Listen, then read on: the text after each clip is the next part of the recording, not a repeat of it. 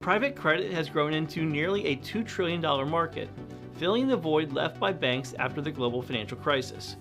Now, headlines are screaming cockroaches, fraud, and gated funds. So is this the beginning of a systemic crisis or just the growing pains of a maturing asset class? In this edition of the LPL Street View, we explain why we think it's the latter and not the beginning of a 2008-like crisis.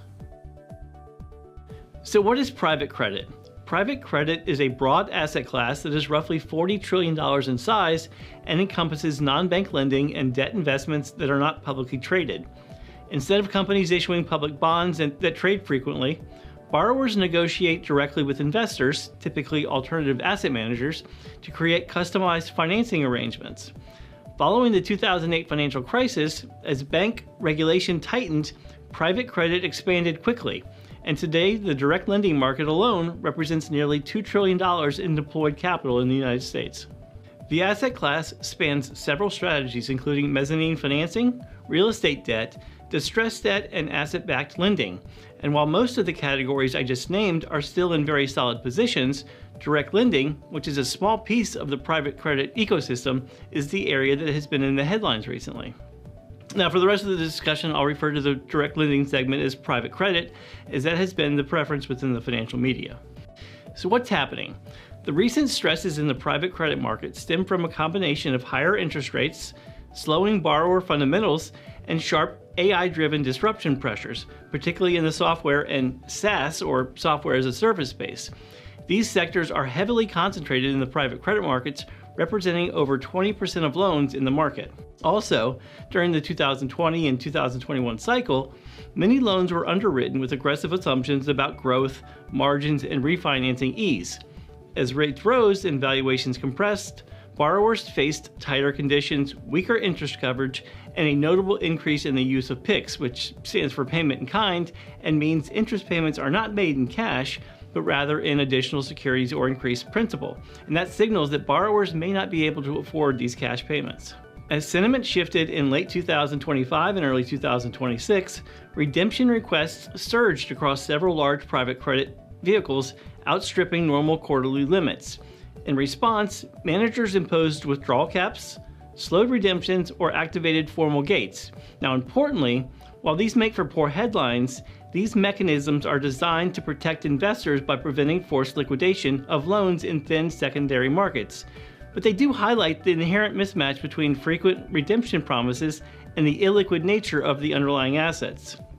The opacity of private credit portfolios also amplify concerns. Media stories about rising redemptions fueled additional redemption requests in a feedback loop resembling a modern-day bank-run dynamic. Now, despite these stresses, we don't think we're on the precipice of a larger systemic financial risk. For those of us that lived through the global financial crisis, we see some similarities but distinct and important differences. And the distinction between credit risk and systemic risk is central. While defaults may rise and some 2020-2021 vintage loans are likely to face refinancing pressures, overall corporate debt to GDP levels remain stable, and non-investment grade corporate lending is broadly in line with the levels of the past decade, meaning there is less debt in the financial system. Loss rates in private credit also remain low, and even meaningful increases would still represent a modest share of total assets. Importantly, private credit vehicles are structurally designed to limit forced selling. Redemption gates, withdrawal caps, and conservative valuation cycles act as a first-line stabilizer. As well, loan-to-value ratios, which measure the loan amount relative to the enterprise value of the company, typically incorporate sizable equity cushions to protect lenders. Private credit loans often feature conservative loan-to-values in the range of 40 to 60%, meaning private equity sponsors contribute substantial equity as well. And this creates a meaningful buffer that must be significantly eroded through declines in company value, revenue drops, or other stresses before the senior debt faces material impairment, enhancing downside protection compared to higher leverage structures in some of these other syndicated markets. Finally, recent Federal Reserve research also indicates that while bank exposure to private credit vehicles is growing, it remains relatively small compared with other non-bank lending exposures, and banks appear to be well capitalized and sufficiently liquid to absorb potential stresses. These factors collectively suggest that current pressures reflect a normal credit cycle, not a destabilizing systemic threat. As noted investor Warren Buffett famously said, when the tide goes out, you see who's been swimming naked. And over the past few years, liquidity has been abundant, but that liquidity is now ebbing.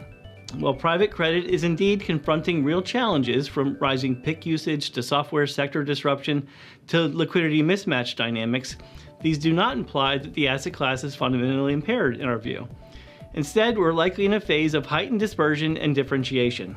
Managers with conservative valuation practices, senior secured portfolios, and prudent leverage are likely to be well positioned, while those that relied on optimistic underwriting or aggressive structures may struggle. The environment may remain challenging, but we think disciplined, risk-aware private credit strategies can continue to perform effectively even as the cycle tests weaker areas of the market. That's it for now, but for more information on capital markets, make sure you're following us on our social media accounts. Take care.